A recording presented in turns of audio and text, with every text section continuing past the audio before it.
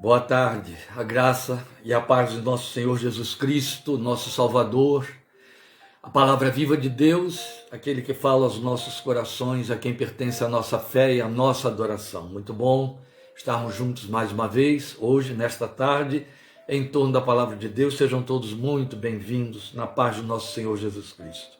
Hoje o nosso tema, como comunicamos ontem aqui aos irmãos no culto presencial que tivemos, está em Gênesis capítulo 26, de 11 a 19. Isaac reabre os poços. E você poderia até considerar isso, tá bom, isso é o que o texto diz, Isaac reabre os poços. O que isso tem a ver conosco? É exatamente de que vamos tratar esta tarde. Esta é uma abordagem, ou este é um sermão expositivo em cima da palavra. E nós vamos então, embora o tema ele vai ser expositivo, nós vamos para o nosso texto, vamos ler o nosso texto, vamos orar ao nosso Deus e esperando que Ele fale aos nossos corações. Este tema desta tarde, todos eles têm um propósito, mas ele tem um propósito, eu vou dizer, mais particular. Por que mais particular? Porque é algo trazido para mim, para o meu coração, da parte de Deus. Então eu estarei me debruçando sobre o texto para ouvir tanto quanto vocês, quanto qualquer um que esteja em contato agora com esta palavra, com esta ministração de hoje. E o meu desejo é que tanto para mim quanto para você que estará ouvindo, ela produza o resultado para o que Deus a tem destinado a nós. Não é a primeira vez, nem a segunda vez, e não será a última vez que eu estou abordando este tema e este texto. É evidente que sempre há formas diferenciadas de nós considerarmos a abordagem de um texto histórico e há formas diferenciadas em cada vez que eu o abordei, mas cada uma dessas vezes esteve batendo na mesma tecla porque tem o mesmo propósito e o mesmo sentido. Então não será diferente hoje, ainda que a abordagem tenha suas próprias nuances que não são idênticas às anteriores. Lendo, portanto, o nosso texto de Gênesis, capítulo 26, 11 a 19. E Abimeleque advertiu todo o povo: quem tocar neste homem ou em sua mulher certamente morrerá. Está se referindo a Isaac e Rebeca. Isaac formou lavoura naquela terra e no mesmo ano colheu a 100 por um, porque o Senhor o abençoou. O homem enriqueceu, Isaac, e a sua riqueza continuou a aumentar até que ficou riquíssimo. Possuía tantos rebanhos e servos que os filisteus o invejavam. Estes taparam todos os poços que os servos de Abraão, pai de Isaac, tinham cavado na sua época, enchendo-os de terra, de entulho, como a gente diz. Então Abimeleque pediu a Isaac: sai de nossa terra, pois já és poderoso demais para nós. Por isso Isaac mudou-se de lá, acampou no vale de Gerar e ali se estabeleceu. Isaac reabriu os poços cavados no tempo de seu pai Abraão, os quais os filisteus fecharam depois que Abraão morreu, e deu-lhes os mesmos nomes que seu pai lhes tinha dado. Os servos de Isaac cavaram no vale e descobriram um veio d'água. Glória ao teu santo nome, Senhor de toda a revelação e de toda a graça. Deus da palavra, Deus da verdade. Deus que encarnou a verdade em Cristo Jesus, o Senhor, autor da nossa fé, que é alimentada nessa mesma verdade que Ele alimenta, pelo seu Espírito que em nós habita, pela palavra que lemos e da qual nos servimos. A ti, eterno Deus, adoramos e rogamos que nas tuas misericórdias, pelas misericórdias de Jesus o Senhor, tu nos toques com a tua palavra esta tarde. Tu venhas vertê-la em nossos corações, abrir o nosso entendimento, particularizá-la a cada vida que estará ao alcance da nossa voz, de maneira que ela produza os frutos pretendidos por ti, de que necessitamos tanto, meu Pai. Porque é muito mais uma necessidade nossa do que um propósito teu, pelo fato de que precisamos atentar para o que se nos diz aqui.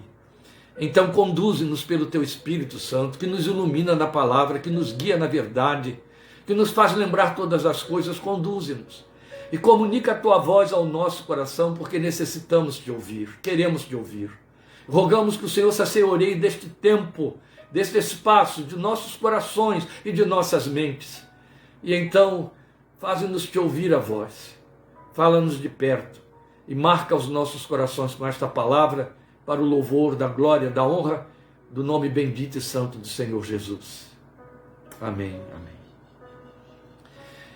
Isaac reabre os poços é exatamente o que você acabou de ouvir. Bem-vinda, Inês, espero que esteja se restaurando bem.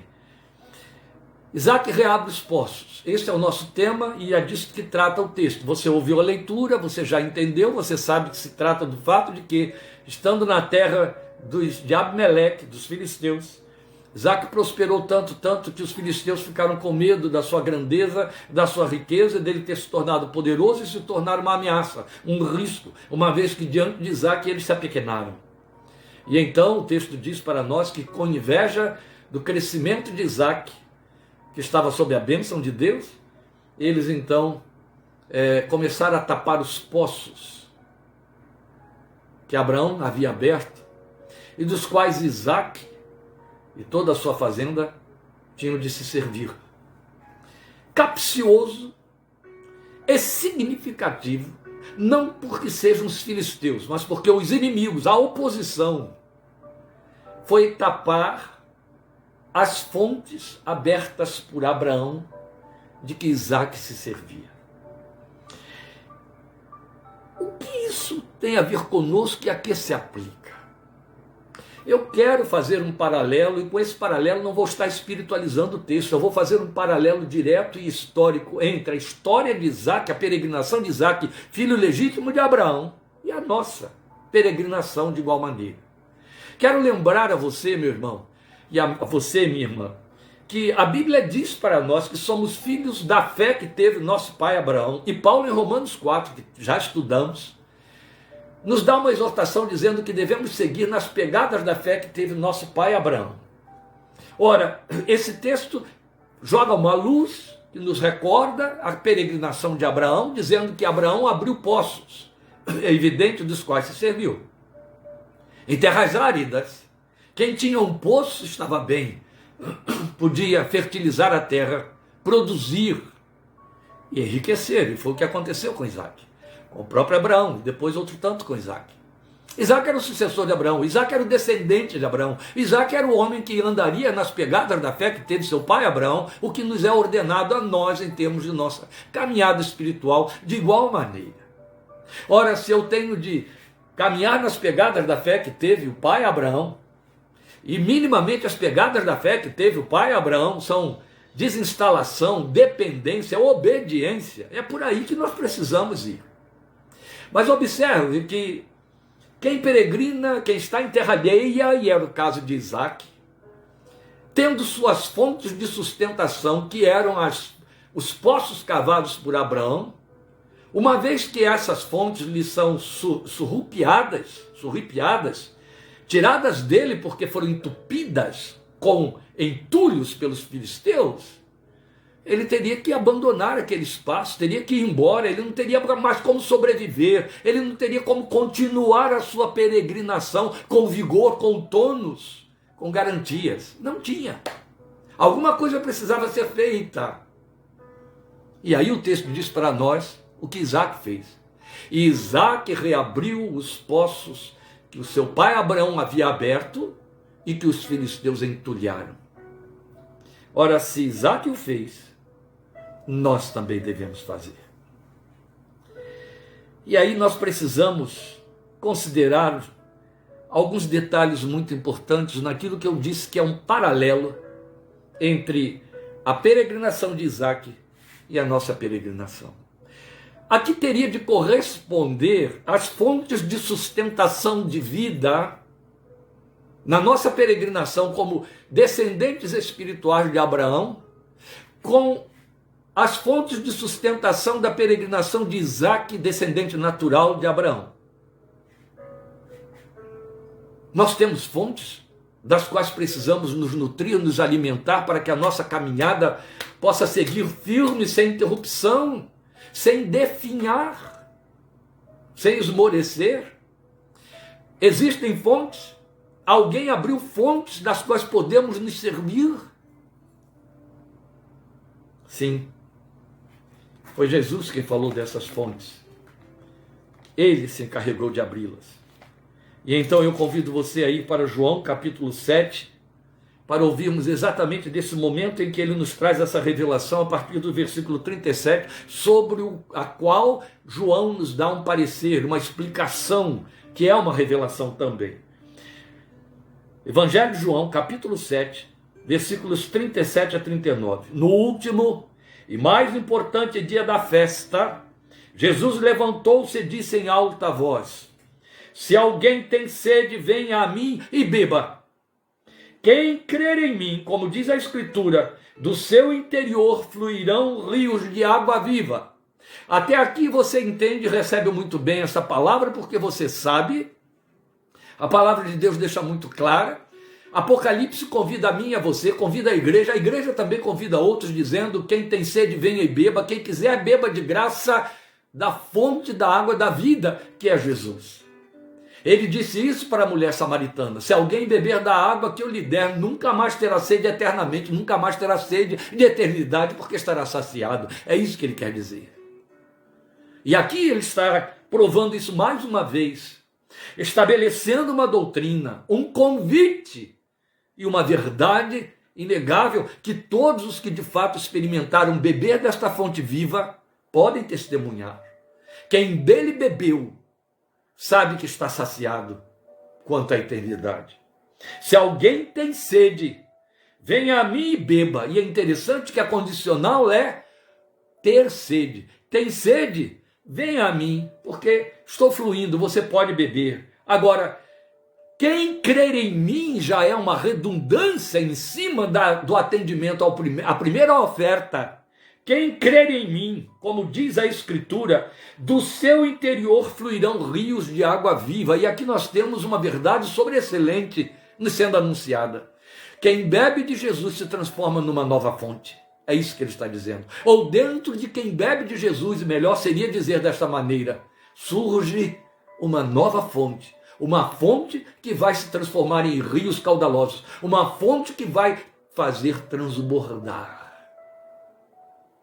Todos sabem, na menor leitura que você possa fazer, em termos de geologia e outras ciências semelhantes, que os grandes e caudalosos rios nascem em regiões elevadas, não nascem em planos baixos, nascem em planos elevados, e não nascem de cataratas que surgem da terra já explodindo em vulcões de água que então se transformam naquele caudal, com aquela largura oceânica do rio Amazonas, ou aquela largura atraente extraordinária do rio São Francisco, ou do Rio Verde.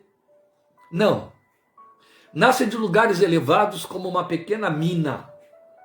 Uma mina que pulsante, uma mina que borbulhante não cessa, mas que é pequena, que é insignificante, que se comparado ao resultado que produziu, se torna inacreditável.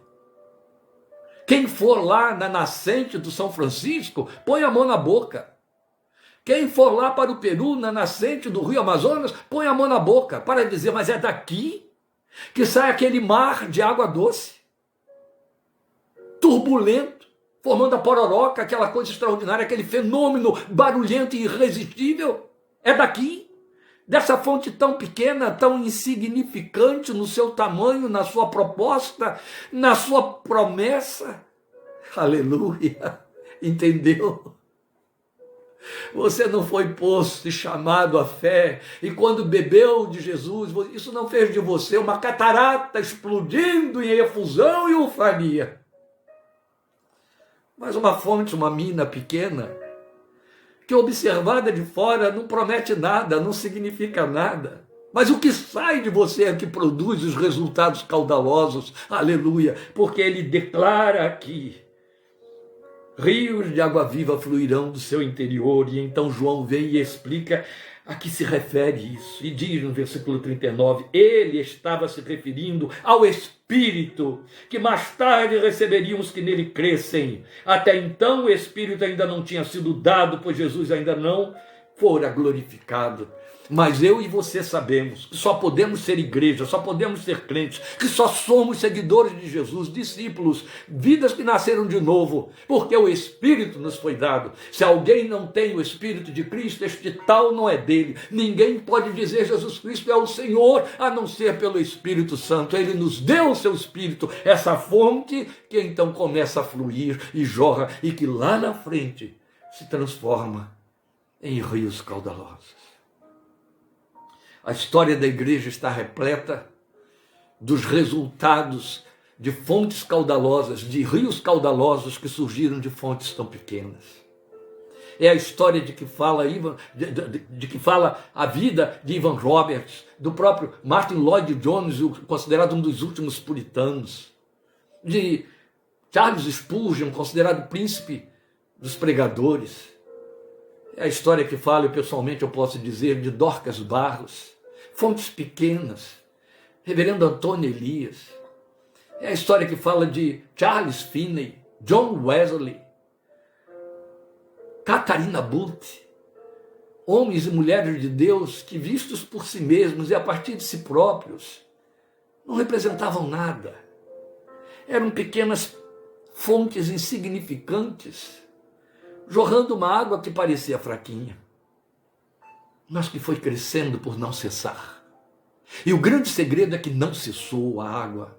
O grande segredo dos rios caudalosos é que a fonte não cessa. Por isso é que eles crescem e são mantidos. O segredo é a fonte que não cessa.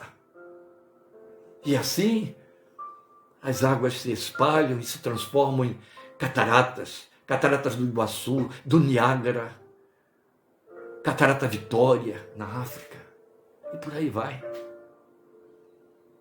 São águas que se transformam até em águas turbulentas, que alimentam lagos imensos, que sustentam nações. Isso tem continuado a acontecer ao longo da história da igreja. A respeito do próprio Paulo, ele disse que era dito dele que a sua presença era insignificante e fraca, mas as suas palavras, o fluir do seu interior era poderoso demais e irresistível. Louvado seja o nome do Senhor. Não é diferente para comigo e para com você. O grande segredo está no fato da fonte que foi aberta dentro de nós pelo Espírito que nos foi dado. Mas a história de Isaac mostra para nós que essas fontes podem ser entulhadas e aí a água para de fluir. E se a água para de fluir, a morte no caminho, a perda de vida, a perda de vitalidade. Nós sabemos muito bem que nossa vida espiritual, meus queridos irmãos, desde o seu nascedor, desde a sua origem, depende única e exclusivamente do agir, do habitar e do agir do Espírito Santo de Deus em nosso interior. Tudo parte dele. É ele quem nos convence do pecado, da justiça e do juízo. É ele quem nos faz nascer de novo. Daí Jesus chamar de nascer do alto ou do Espírito. Quem nasce do Espírito é Espírito. Aleluia. Dependemos dele para conhecer a verdade, entender a verdade, para crer na verdade.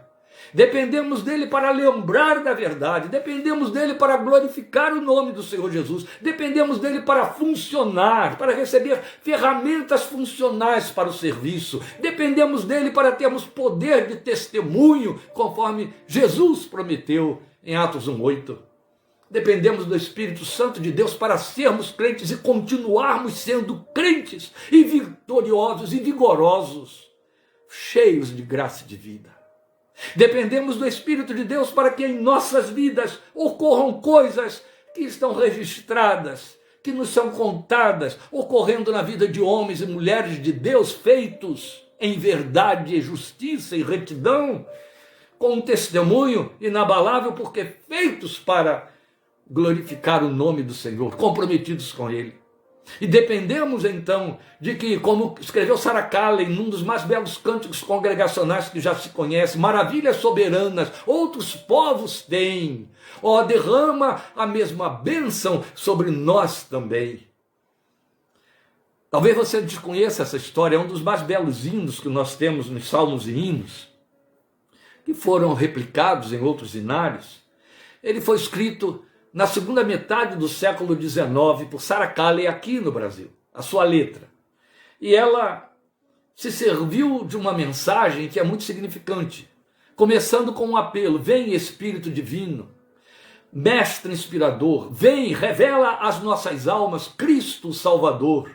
E aí no coro do cântico, ela canta, né? Ou ela nos ensinou a cantar, ou escreveu o cântico, dizendo na sua poesia: Mestre, mestre, ouve por favor, com poder e graça insigne, mostra o teu amor. É quando então ela entra com outra estrofe do cântico, dizendo algo que poucos param para perceber. Maravilhas soberanas outros povos veem, maravilhas soberanas outros povos têm. Ó, derrama a mesma bênção sobre nós também. O que ela está querendo dizer com este cântico? Ela deve tê-lo escrito aí por volta do ano de 1860. Em 1850 até 1858, a Inglaterra, de onde ela veio da Escócia. E ela estava afastada de lá, evidente, porque estava aqui no Brasil, evangelizando com seu esposo. A Inglaterra passou por um grande avivamento espiritual. Um dos últimos poderosos avivamentos espirituais que ficou na história. Martin Lloyd-Jones escreve um livro inteiro chamado Avivamento, onde ele se remonta a esse avivamento, e ele o escreveu na época em que fazia 1 século que o avivamento tinha acontecido. Eu quero crer que Sarah Calley, ao ouvir ou receber cartas dos seus parentes, dos seus amigos, dos crentes, das missões, lá da Inglaterra, descrevendo o que estava acontecendo por lá, onde especialmente no país de Gales, mineiros lá nas profundidades das minas eram visitados pelo Espírito de Deus, e quando saíam para o lado de fora, encobertos de carvão, enegrecidos de carvão, com linhas brancas na face pelas lágrimas que corriam dos seus quebrantamentos. Numa época em que bares e teatros fecharam as portas porque o avivamento tomou conta da cidade e o povo superlotava os locais de culto, ela ouviu falar destas coisas. E aí eu acredito que foi o que a moveu a transformar uma súplica em poema, dizendo: maravilhas soberanas outros povos têm. Derrama a mesma bênção sobre nós também. É disso que eu estou falando. Nós conhecemos não esse avivamento fogo-fato, o avivamento de forma, de estereótipos, de barulho, de gritaria, de circo, que a internet mostra para nós e que anda acontecendo em algumas igrejas das esquinas, mas o verdadeiro avivamento que transforma homens e mulheres pecadores em filhos de Deus, transforma vidas, converte marido a esposa, converte esposa a marido, converte filhos a pais, converte pais a filhos, cumprindo Malaquias. O avivamento que faz com que homens e mulheres jovens se apaixonem pelo Senhor, que os enche do Espírito. Nós temos ouvido destas coisas, nós conhecemos estas coisas, e o mínimo de zelo e de temor de Deus deveria nos levar a olhar para dentro de nós e dizer: como eu estou à luz de tudo isso? Qual é a minha proximidade ou a grande distância dessa paixão que move outros ou que moveu outros, ou que eu gostaria que estivesse me movendo? Ou a quanto eu estou desse ardor que um dia habitou no meu coração, que Jesus chamou de primeiro amor, que cada um de nós, mais ou menos, muito ou pouco, perto ou longe, recorda no seu passado, passado remoto ou passado próximo, mas recorda que houve um tempo de uma paixão, de um desejo, de uma fome, de uma sede que arrefeceu, que já passou por uma vivência de uma busca inquietante, que hoje já não tem mais a mesma intensidade. Qual foi a grande diferença, a distância que houve entre uma situação e outra? Havia uma fonte fluindo e de repente ela foi ficando fraca, apequenou-se, esvaziou-se e por fim se apagou. De tal maneira que em nossos corações ecoam as palavras de Jesus dizendo à igreja de Éfeso: tenho, porém, contra ti que deixaste o teu primeiro amor. Onde ele está? Onde só eu ocupava esse lugar, primeiro amor e único amor. Onde foi parar? Porque não está fluindo mais. Não só, independentemente de nos compararmos historicamente, de nos compararmos a biografias pujantes de vida espiritual, existe o próprio fato per si, de que o texto diz para nós, de João 7, a promessa do Senhor Jesus, que quem crer nele, e aí João explica o Espírito, por causa do Espírito que receberiam, rios de água viva fluirão do seu interior. Isso fala de uma dinâmica que não admite outro tipo de imaginário, outro tipo de pensamento, a não ser o movimento de águas caudalosas, de rios. Ele disse rios. Ele não falou filetes, ele não disse sequer ribeiros, riachos, ele disse rios, e rios de água viva, para falar de água que não cessa, de água que não está eclipsada, empoçada, mas água que flui, que flui. E aí, considerando, como estamos dizendo, de per si a proposta, a nossa vida espiritual corresponde a essa dinâmica de que falou o Filho de Deus, dizendo que é todo que nele crer. Ele não disse uns mais, outros menos, ou uns sim, outros não. Todo que crer, todo aquele em cujo coração meu espírito passar a habitar. E nos cabe com honestidade de fé, consciência espiritual, questionar o nosso próprio coração. E para aqueles que têm nítida memória de um momento inesquecível, um momento de paixão, deve bater uma nostalgia, uma honestidade espiritual que leve a dizer, ó Deus, o que aconteceu, por que não é mais na mesma intensidade? Porque coisas cessaram? Porque não creio mais na mesma intensidade de antes?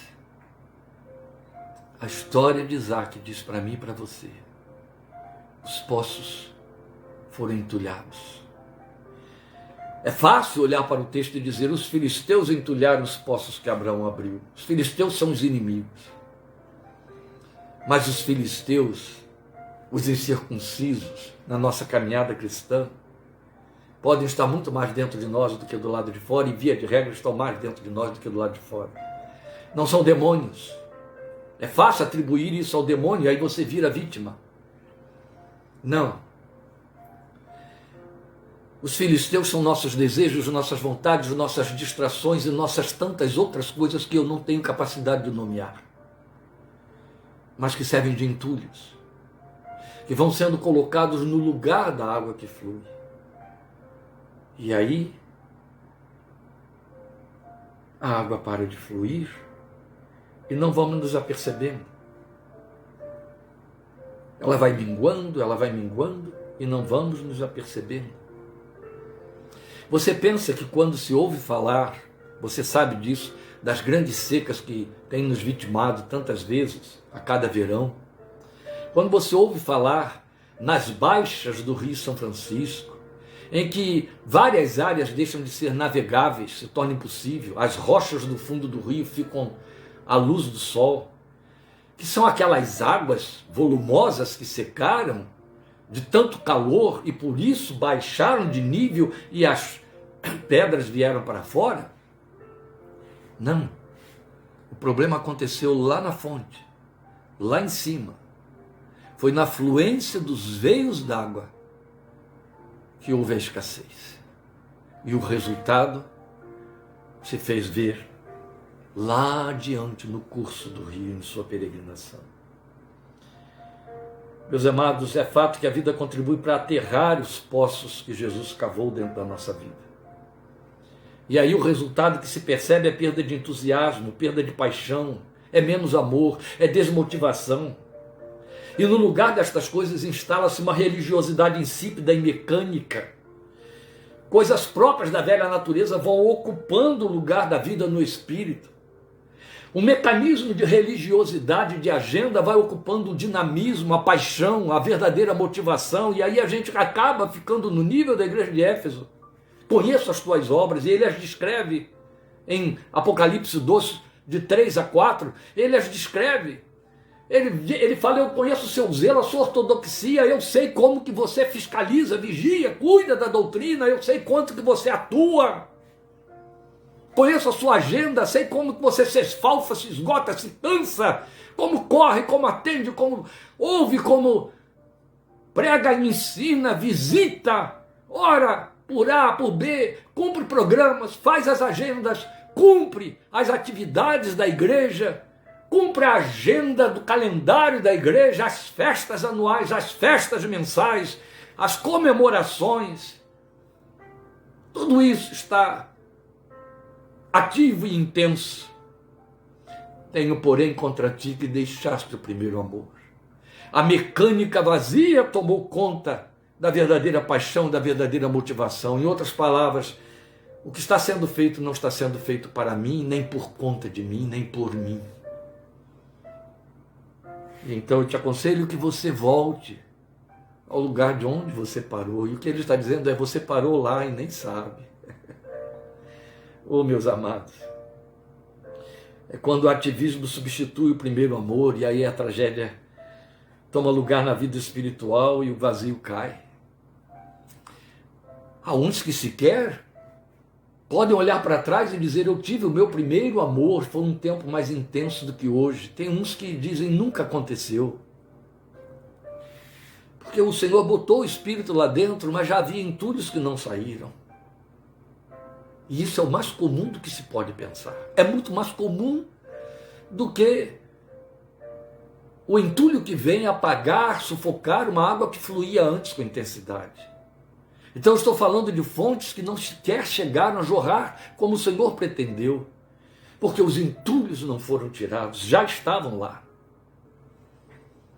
Nós somos os próprios filisteus que colocam entulhos nas fontes abertas pelo Senhor. Então o que se faz urgente é quando aprendemos com Isaac. Eu volto ao texto para que você me acompanhe naquilo que eu estou chamando de é quando aprendemos com Isaac. Versículo 18, o texto diz, Isaac reabriu os poços cavados no tempo de seu pai Abraão, os quais os filisteus fecharam depois que Abraão morreu, e deu-lhes os mesmos nomes que seu pai lhes tinha dado. E no 19, o texto diz, os servos de Isaac cavaram no vale e descobriram um veio d'água. Queridos irmãos, o que temos a aprender aqui? Primeiramente, nós precisamos agir como Isaac. E o que eu chamo de agir como Isaac, que tem tudo a ver com o que eu li nos versículos 18 e 19, tem algo que não está escrito, mas é evidente para mim e para você. Isaac se deu conta de que as fontes estavam debaixo de entulhos, de que a água não fluía mais. Esse é o ponto de partida, sem o qual nada vai acontecer. É óbvio que Isaac não reabriria os poços de seu pai se não tivesse descoberto que eles estavam entulhados. E é este o ponto de partida de fato. Assim como não existe perdão sem arrependimento, não existe arrependimento sem confissão, melhor colocando. Não existe confissão se eu não tenho consciência de pecado. Se não há consciência de pecado e de erro, não há confissão. Se não há confissão, não há arrependimento. Se não há arrependimento, não há confissão. Eu preciso me dar conta de que a água não está fluindo. Eu preciso ficar insatisfeito, me aperceber de que não está bom assim como está. Ou então estou colhendo e bebendo água suja. Esta semana eu estava assistindo um documentário, uma coisa tão simples me chamou a atenção, e acho que foi a partir daí que Deus começou a mexer no meu coração para voltar a esse tema e a esse texto. Um homem estava numa terra árida e ele precisava de água, evidente. E ele cavou não mais do que 2 metros. E aí ele começa a mostrar a água fluindo, lá da parte mais estreita e funda daquele fosso de 2 metros que ele cavou. Ela começa a umedecer o fundo. E à medida que vai umedecendo, essa umidade vai se tornando aparente, vai começando a mostrar que há um líquido ali. E esse líquido vai crescendo. E daqui a pouco tem um espelho de 1 centímetro, 2, 10, 15, 20. Agora ele já tem um pequeno poço de alguns centímetros de água suficientes para que ele possa colher aquela água, beber e cozinhar. Mas quando ele vai colher a água, ele descobre que ela está barrenta. Ela veio atravessando. Primeiro ela venceu aqueles 2 metros de entulhos que foram tirados de cima dela. E depois ela vem trazendo os resíduos do que ainda está no fundo, então ela vem suja. Aí ele se dá o trabalho de montar um mecanismo prático, simples, manual, de filtragem da água. Ele faz 3 filtros diferenciados, o primeiro com bastante líquen, o segundo com carvão de madeira que ele havia queimado, e um terceiro, que era o último, pelo qual a água que ele colocaria por cima do líquen cairia sobre o carvão e depois cairia no último para sair do outro lado transparente. E é exatamente o que a gente vê como resultado final, e aí ele pode servir dessa água. Então, primeiramente é necessário retirar o entulho, depois tirar as impurezas da água que ainda traz os seus resíduos. Isso dá trabalho. Isso tem a ver com o exame da vida, exame da palavra, joelhos no chão. É cavar fundo, é descer, porque ninguém retira entulho sem descer, ninguém retira entulho sem diminuir, ninguém retira entulho sem se apequenar, ninguém retira entulho sem cumprir o que diz a palavra: se o meu povo, que se chama pelo meu nome, se humilhar e orar, e buscar a minha face, e se arrepender de seus maus caminhos, isso é cavar fundo em direção aos veios d'água. Antes de mais nada, eu preciso me dar conta de que a água não está fluindo. Eu preciso me dar conta de que há entulho no poço. Eu preciso encarar o entulho, eu preciso admitir que há um entulho, não importa quais sejam as razões e as explicações. Às vezes a dinâmica da vida contribuiu com os entulhos, ou as distrações, ou essa dinâmica trouxe as distrações que moveram outras paixões, que encobriram, sufocaram a verdadeira e primeira paixão, o primeiro amor. Mas enquanto eu não reconhecer que o entulho está lá, eu não vou me mover. Se não houver insatisfação, se não houver inquietação, mais do que fazer aferência de experiências maiores, mas se não houver aquela inquietude que leva o coração a dizer: assim como está, não está bom, nada vai acontecer. Nada vai acontecer. Não mais fluindo nem fluentes. Não importa como ou quem pôs os entulhos ali, o que importa saber é que eles precisam sair. E é isso que o texto diz para nós, que ato seguinte Isaac faz, e precisamos fazer de igual maneira. Ele assume a tarefa de remover os entulhos.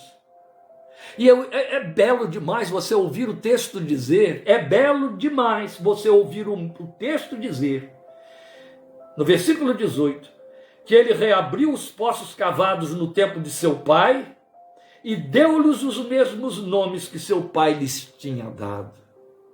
O mal deste tempo, na igreja cristã, na igreja evangélica, na confissão evangélica, é nós ficarmos querendo correr atrás de novidades e de modismos que vão surgindo no cenário da fé. Via de regra, não passam de modismos e novidades, sem conexão alguma com a história da igreja, com a história da revelação, com a história real do cristianismo, mas apenas fruto daquilo que a mente humana carnal inventa, espicaçado pelas concupiscências da carne de líderes, de pessoas mal resolvidas na sua espiritualidade, até na sua sexualidade, e inventando paixões, criando situações que levam pessoas a viver verdadeiras histerias e atribuindo tudo isso ao Espírito de Deus na mais profunda blasfêmia de que já se ouviu falar. E então pensa-se que isso é o avivamento que precisamos copiar e viver, quando nós temos toda a riqueza da história da igreja pregressa que nos precede, contando para nós a realidade do que é uma vida cheia do Espírito, de fato e de direito. Os mesmos poços antes cavados, cavados por outros que peregrinaram antes de nós, que abriram os caminhos antes de nós, que passaram pelo vale de Baca e fizeram dele fontes de águas vivas para que outros que viessem depois pudessem se abeberar. E então, quando nós contemplamos aqueles poços, não temos o direito de modificá-los a forma, de modificar-lhes a forma, não temos o direito de criar inovações. É preciso renomear, É preciso fazer conforme o Espírito de Deus disse através de Jeremias. Precisamos voltar às nossas origens. Regressa, ó Virgem de Israel, regressa às tuas origens. Ergue marcos, fica postes que te guiem. Regressa às tuas origens. Regressa às marcas que ficaram no passado, às marcas que Deus imprimiu. Põe de novo os mesmos nomes.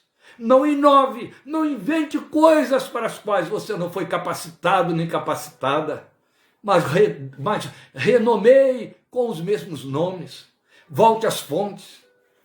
Eu lembro de um pastor assim que cheguei na cidade de Rio Claro e ir me recepcionar na minha casa, jovem, afoito. Hoje ele não é mais nada disso, que caiu em desgraça espiritual e moral. Mas naquela época, cheio de euforia, se sentindo grande, bambambam da fé avivada, chegou, sentou diante de mim e disse: pastor, nós precisamos deixar Deus nos usar nesta cidade para avivar a cidade de Rio Claro, porque a primeira coisa que a gente experimenta no poder do Espírito de Deus é que abaixo toda a tradição, abaixo toda a história. Eu olhei para ele e disse: meu irmão, é filho de Abraão e tem que seguir na peregrinação dele, não pode desfazer a história. A minha confissão e a minha fé é a fé dos peregrinos. Não existe isso abaixo a tradição. Se você quer dizer por tradição um marasmo, uma vida morta, tem outro nome para isso aí. Mas nós precisamos manter a nossa fé guardando os seus marcos, os seus postes guias, as suas origens. Senão nos perdemos no caminho. Os fundamentos foram lançados e nós temos de ter cuidado para reconstruir ou construir em cima dos fundamentos. E não nos foi dado lançar novos fundamentos. Isso não existe. Não há abaixo a história, abaixo a tradição. Isso não é avivamento. Isso tem outro nome. Isaac assumiu a tarefa de remover os entulhos. Queridos irmãos, essa tarefa é árdua, ela é difícil. Saiba que mais difícil do que cavar o poço é retirar o entulho que está lá dentro. O entulho se compacta, se sedimenta, endurece. E quando você cava o entulho, via de regra, você perde noção do limite, do tamanho da profundidade. Além de ser cansativo, você não sabe quando é que eu cheguei lá.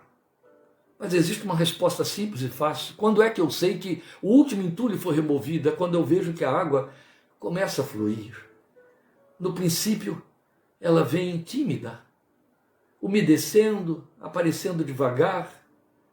Mas à medida em que eu retiro mais, em que eu cavo mais, ela vai ganhando mais força, mais liberdade, mais oxigenação e vai fluindo com mais intensidade.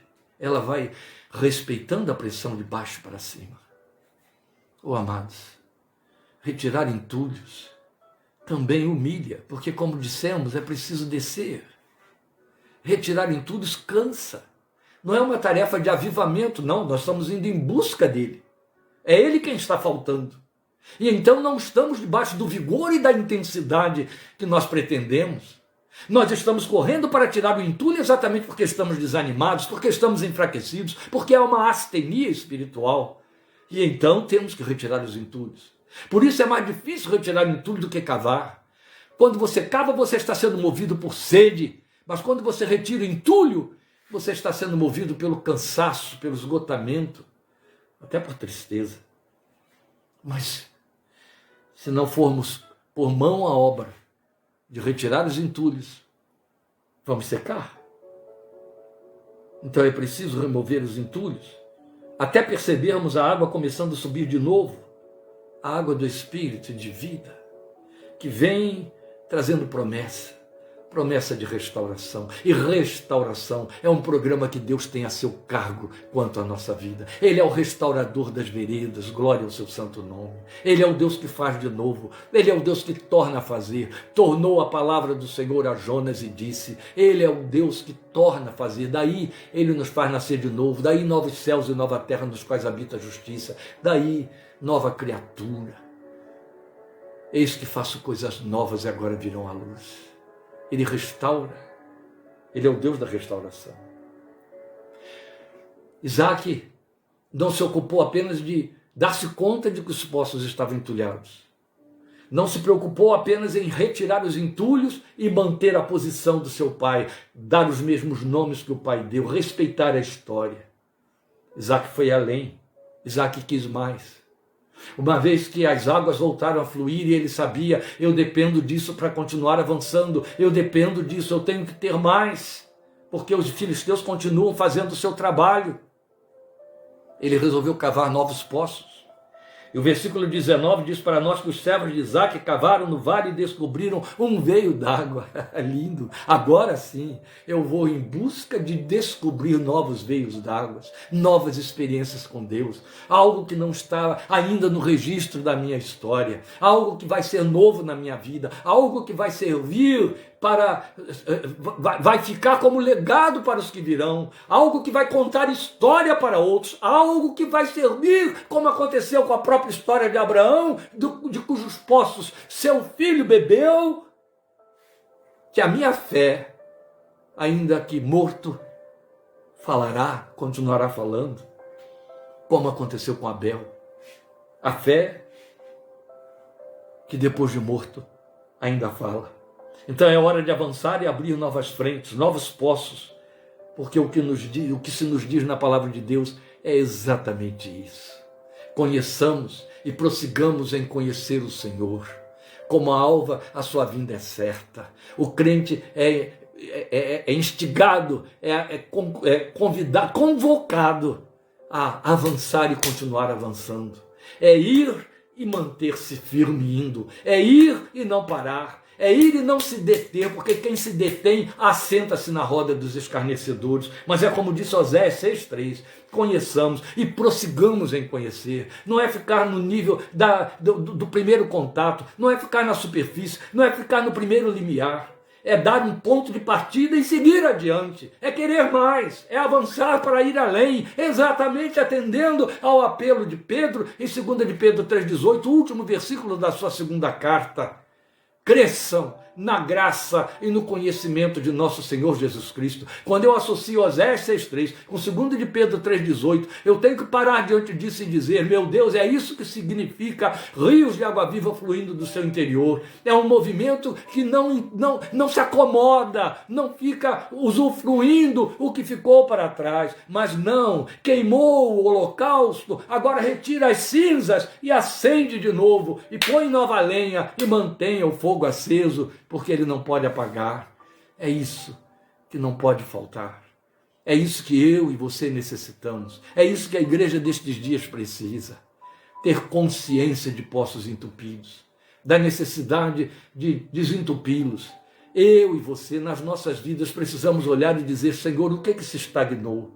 Eu quero tirar aquele entulho, mostra-me o entulho, dá-me discernimento, mostra, Deus, onde foi que eu catei o entulho e que entulho eu coloquei ali, que estagnou essa água, essa alegria, essa vibração, e ajuda-me a desentupir, e ajuda-me a querer coisas novas, grandes e firmes, conforme a tua palavra me convoca a viver.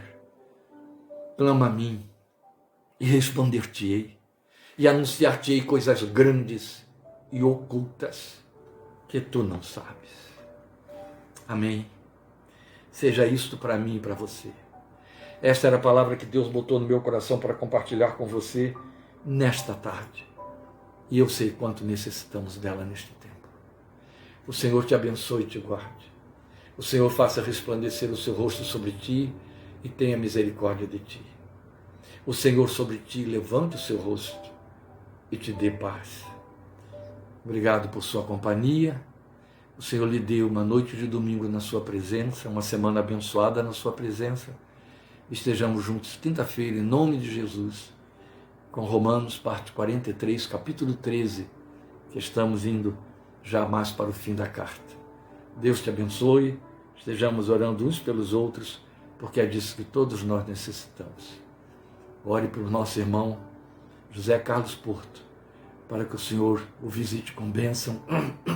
Acabo de receber notícia da esposa dele, de que ele apresentou grande melhora de ontem para hoje, e ontem levantamos um clamor por ele aqui no culto à noite. Eu fiquei com meu coração muito feliz, porque Deus responde. E nós precisamos da cura do nosso irmão. O Senhor te abençoe e guarde, em nome de Jesus. Grande abraço. O Senhor te fortaleça. Amém.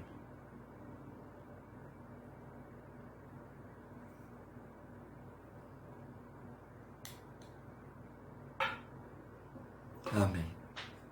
Até quinta-feira. Obrigado. Amém.